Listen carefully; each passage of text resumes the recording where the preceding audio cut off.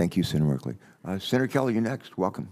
Thank you, Mr. Chairman, and thank you to all of our witnesses for being here today. Administrator Batt and General Spellman, as I understand it, one of the contributing factors to this catastrophic failure of the Francis Scott Key Bridge was the lack of fenders on the bridge itself, which protect a bridge or a pier from the damage from a possible vessel strike in the case of a vessel losing control or just poor navigation. Can you both speak to whether your agency maintains data on which bridges in the United States have this protective infrastructure in place and which ones do not? Sir, we don't have the data, but I would just add to your comment. This bridge was completed in 1977. The Neo-Panamax type vessels like the Dolly showed up in our waterways 40 years later.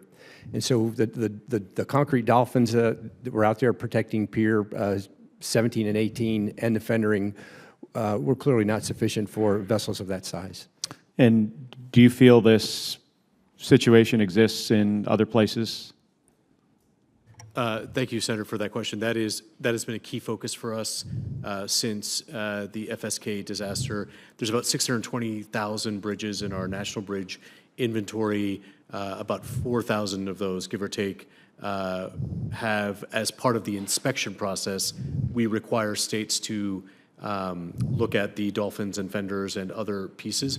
We are working with AASHTO and the NTSB right now to get that full inventory looked at to see which bridges have the up-to-date protection and what can be done in order to bring them up to speed and up to code. And if we are able to bring them up to code and install protective measures like these fenders, is it possible for the Harbor Maintenance Trust Fund to be the source of funding to do that?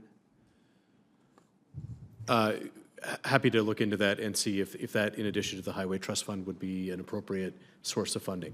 Yeah, Senator Kelly, I'd have to do the research. I'm not familiar. We could use that authority. And General, at this point, how would you prioritize these type of investments over other infrastructure projects that you have going on? Yes, sir. I think they have to receive the highest priority. And in fact, I think in the Corps, we have to do a better job in our chief's reports that we send to Congress in doing a better job in definitizing the importance of maritime safety and the impact. So, for example, today we have harbors, major harbors in the country where they don't have a 700-foot channel. They have a 500-foot channel for vessels of these size, and they're not going to get any wider. For example, what's the beam on this vessel? Sir, just under 150 feet. 150. Okay. And we're not going to make them wider because in some of the ports, they can't afford the cost of the coral mitigation.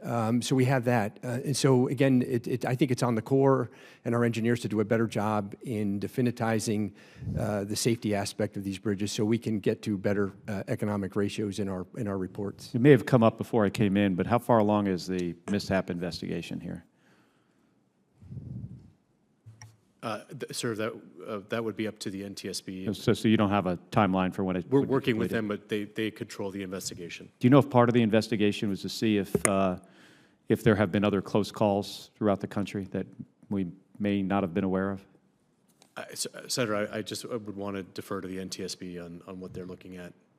Sir, I would just, in their preliminary report that they released in mid-May, they mentioned that they are looking at other bridge collapses, one in Tampa, Florida, Oklahoma, and Texas, to look at the protective measures, the dolphins and the fendering systems, and what can we take from the new bridges at those locations and bring forward to modernize our current inventory. It'd be interesting to know, and I don't think you guys would have the info either. I think it might be something for the Maritime Administrator,